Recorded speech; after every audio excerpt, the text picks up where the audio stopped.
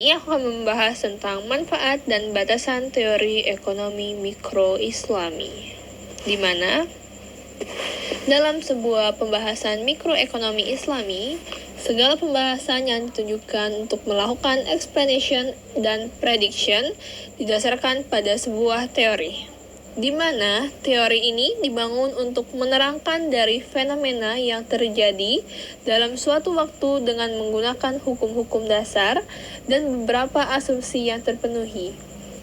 Dan dalam pembentukan teori mikroekonomi Islami ini, hukum-hukum dasar ekonomi murni atau yang tidak mengandung nilai filosofi tertentu tetap digunakan sepanjang hukum dasar tersebut tidak bertentangan dengan hukum syariah.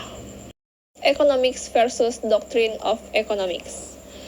Di sini dibahas tentang ilmu ekonomi positif. Apa sih ilmu ekonomi positif itu? Ilmu ekonomi positif adalah ilmu ekonomi normatif, di mana ilmu ekonomi normatif ini adalah ilmu ekonomi yang positif. Artinya, segala ilmu ekonomi normatif adalah ilmu ekonomi yang positif.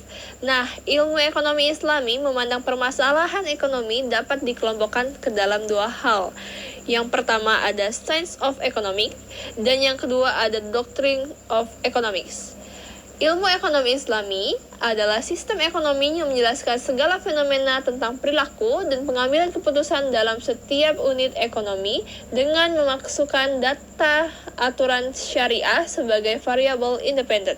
Tentang mengapa sih kita harus belajar mikroekonomi Islam? Tentunya kita belajar mikroekonomi Islam ini mempunyai tujuan tertentu.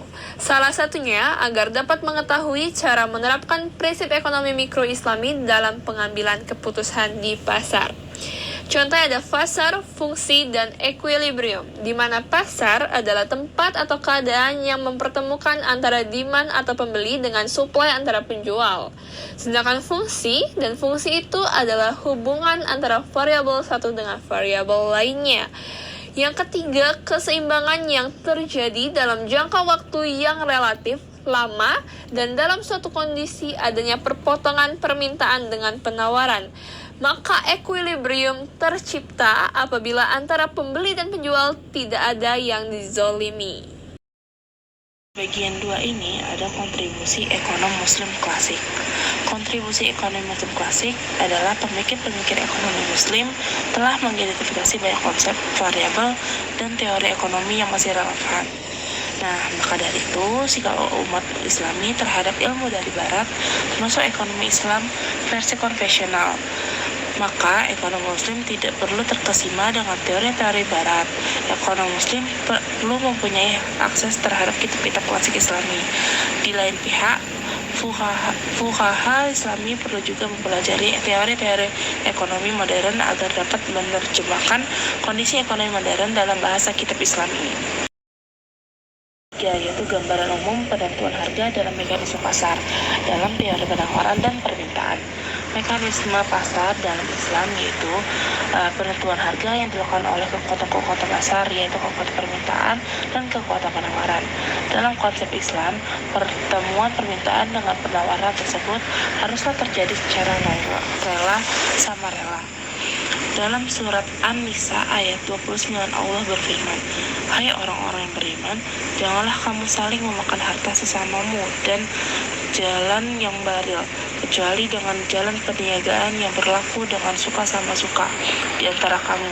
Dan janganlah kamu membunuh dirimu, sesungguhnya Allah Maha Penyayang kepadamu." Keseimbangan antara permintaan dan penawaran. Nah, teori ini menjelaskan hubungan antara P dan Q. Formula sama dengan D sama dengan Q sama dengan F dikali dengan P. Menunjukkan pengaruh P terhadap Q adalah negatif. Apabila P naik, maka Q turun dan sebaliknya. Mengenai hubungan terbalik antara persediaan supply dan harga tidak hanya bergantung pada permintaan saja, tetapi bergantungan pada kekuatan penawaran. Dalam hukum penawaran dikatakan mempunyai kebirangan positif. S sama dengan Q sama dengan F dikali P. Pengaruh harga positif menyebabkan P naik, maka Q turun, dan sebaliknya. Allahu la ilaha illa huwal hayyul qayyum la ta'khudhuhu sinatun wa la nawm له ما في السماوات وما في الأرض من ذا الذي يشفع عنده إلا بإذنه يعلم ما بين أيديهم وما خلفهم ولا يحيطون بشيء من علمه إلا بما شاء وسع كرسيه السماوات والأرض ولا يؤوده حفظهما وهو العلي العظيم